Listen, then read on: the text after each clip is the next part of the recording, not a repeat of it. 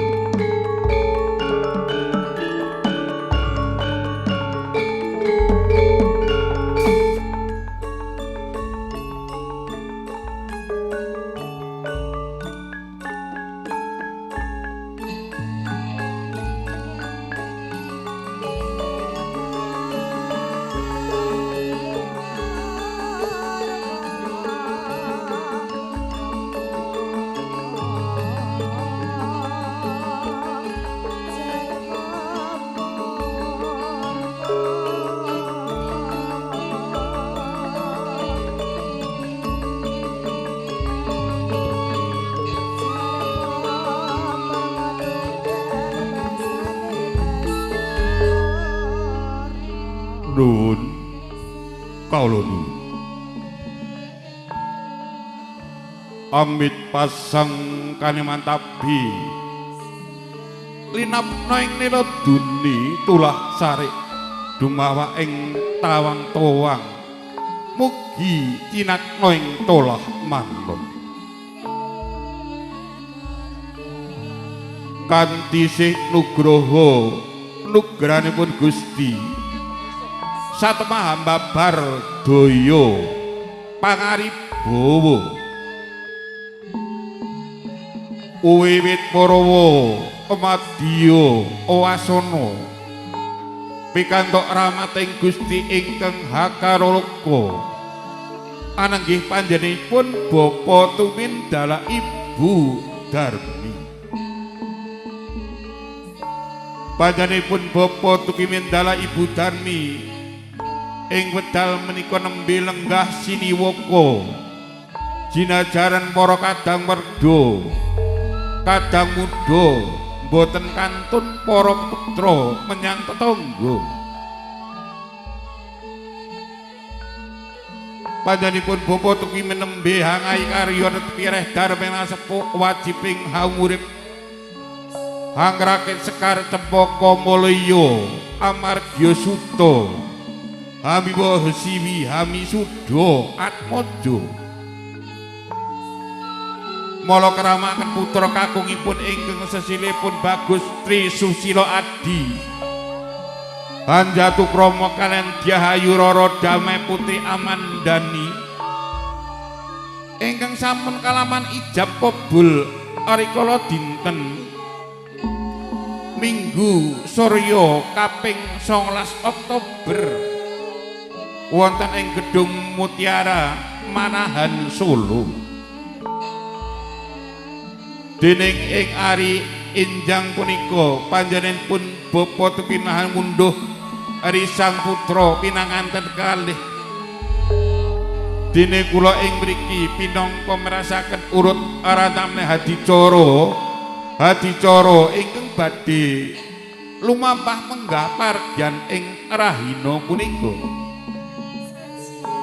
Wis dungkap wayaning mangsa kala tinarbuka tataning upacara ingkang sampun dirancang rinakit dening para keluarga tertentu kaanaken jroning pargan prasaja ing rahina punika.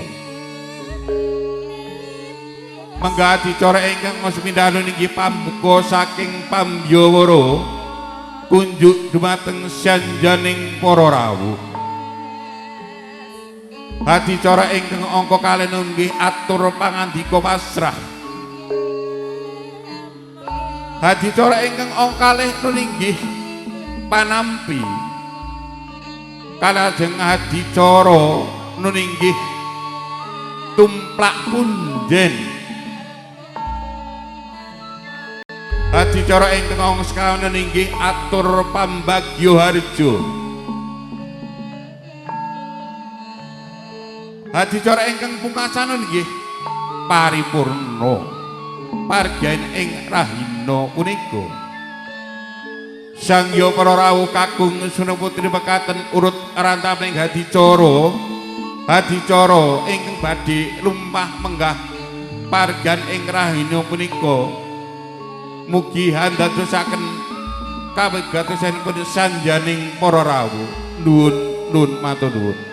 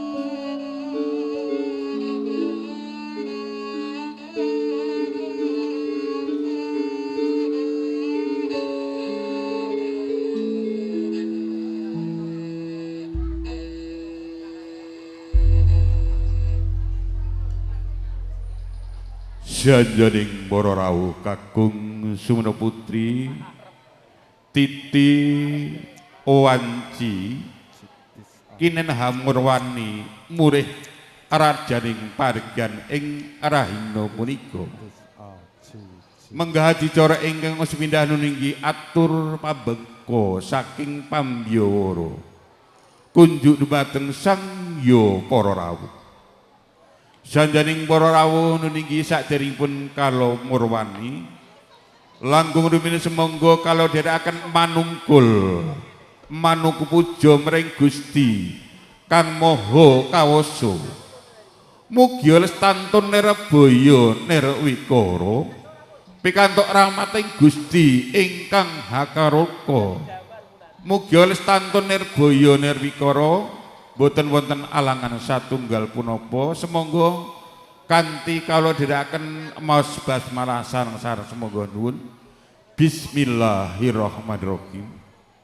Kelawan nyebut asmanipun Gusti Allah ingkang Maha Mirah lan Maha Asih. Matuwunun sangkuyun lan panjang wiyung panjenengan mangke andadosaken regeng ageng perbawaning jroning pargan ing rahina punika. Kalajengaken hadicara ingkang angka kalih nuninggih atur pangandika pacrah saking panjenenganipun Bapa Sugiono ingkang pinangka Sule Salira nuninggih panjenenganipun Bapa Sarana. Dene ingkang kaugan nampi atur pangandika pasrah nuninggih panjenenganipun Bapa Sastra Samin. Jumenipun Bapa Sastra Samin jinajaran Bapa Erwin dalah Bapa Dwi. Mbok bilih samukawisipun sampun katata katiti. Semonggo para-para ingkang kala sebat kula aturi ninggalaken palenggan tumuju wonten ing pargian. Semonggo Bapa Samin dipun dherekaken panjenenganipun Bapa Erwin dalah Bapa Dwi.